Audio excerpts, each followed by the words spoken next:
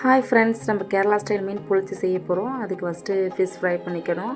அதுக்கு வந்து தனி மிளகாய்த்தூள், குழம்பு மிளகாய்த்தூள், அப்புறம் வந்து ஜிஞ்சர் கார்லிக் பேஸ்ட்டு, சால்ட்டு, பெருஞ்சீரகத்தூள், லெமன் ஜூஸ், அப்புறம் வந்து சிக்கன் 65 மசாலா கொஞ்சம் ஃப்ளேவருக்காக, அப்புறம் கருவேப்பிலை எல்லாத்தையும் போட்டு நல்லா மிக்ஸ் பண்ணிக்கணும் ஃப்ரெண்ட்ஸ். மிக்ஸ் பண்ணியாச்சு. கொஞ்சம் எல்லாத்தையும் நல்லா ஃபிஷ்ஷில் எல்லாத்தையும் அப்ளை பண்ணணும். எல்லா மீனையும் அப்ளை பண்ணிவிட்டு இது நல்லா 10 மினிட்ஸ் 20 மினிட்ஸ் நல்லா ஊறணும். எவ்வளோக்கு ஊறுதோ அந்தளவுக்கு உப்பு ஊறி நம்மளுக்கு நல்லாயிருக்கும். அப்புறம் வந்து ஸ்டவ் ஆன் பண்ணி அதில் தோசைக்கல் வச்சு தேங்காய் எண்ணெய் யூஸ் பண்ணி மீனை ஒன்று ஒன்றா போட்டு நல்லா டபுள் சைடும் 2 சைடும் புரட்டி எடுத்து நல்லா ஃப்ரை பண்ணி வச்சுக்கணும்.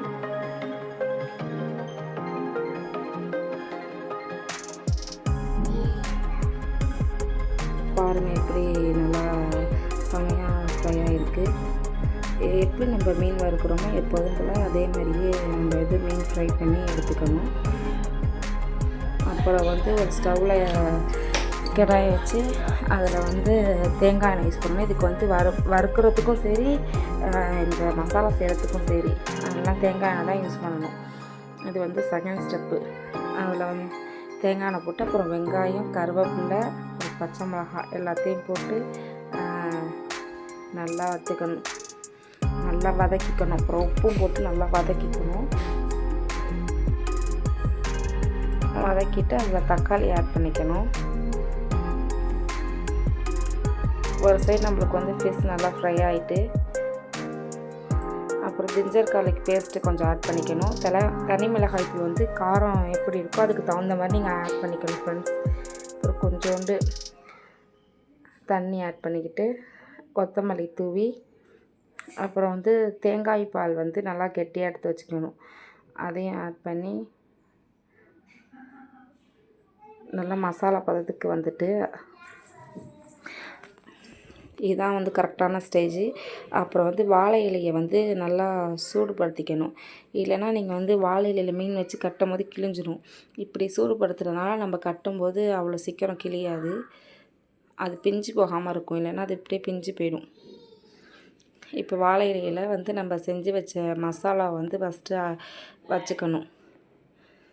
அது மேலே வாழை இலையில் அந்த மசாலாவை வச்சுக்கிட்டு அது மேலே வந்து ஃபிஷ் ஃப்ரை எடுத்து வச்சுக்கணும்.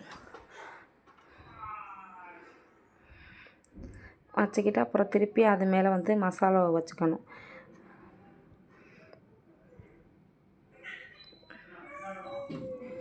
நான் இப்போ பண்ணுறேன்னா அதேமாரி நீங்களும் பண்ணி பாருங்கள். கண்டிப்பாக செஞ்சு பாருங்கள் ஃப்ரெண்ட்ஸ், செம்மையாக இருக்கும்.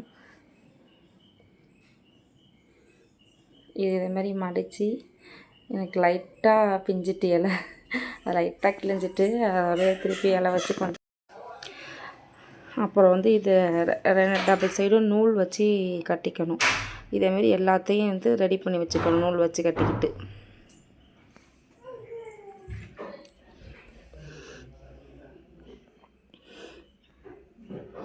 உங்களுக்கு எப்படி விருப்பமாக இருக்கோ அதேமாதிரி நீங்கள் கட்டிக்க வேண்டியதான். இதேமாரி நான் எல்லாத்தையும் நல்லா ரெடி பண்ணி வச்சுக்கிட்டேன். பாருங்கள், இதேமாரி கட்டியாச்சு. இப்போ வந்து இந்த 3 ஃபிஷ்ஷையும் நல்லா கட்டி வச்சுருக்கேன். அதுக்கப்புறம் அதே தோசைகளில் எண்ணெய் ஊற்றி அதில் நல்லா ஒரு 10 மினிட்ஸ் 15 மினிட்ஸ் வரைக்கும் நல்லா புரட்டி எடுத்துக்கணும். இந்த சைடு அந்த சைடு நல்லா பரட்டி எடுத்துக்கிட்டு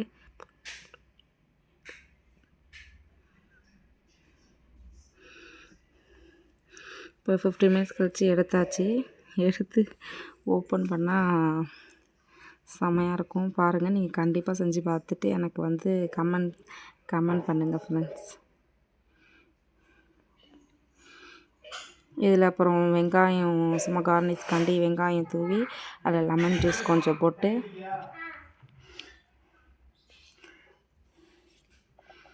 அதை எடுத்து சாப்பிட்டா செம்மையாக இருக்கும். கண்டிப்பாக செஞ்சு பாருங்கள்.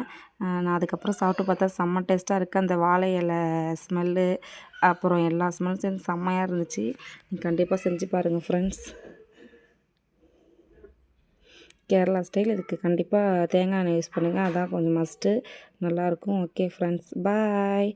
சப்ஸ்கிரைப் பண்ணுங்கள், லைக் பண்ணுங்கள், கமெண்ட் பண்ணுங்கள். பாய்.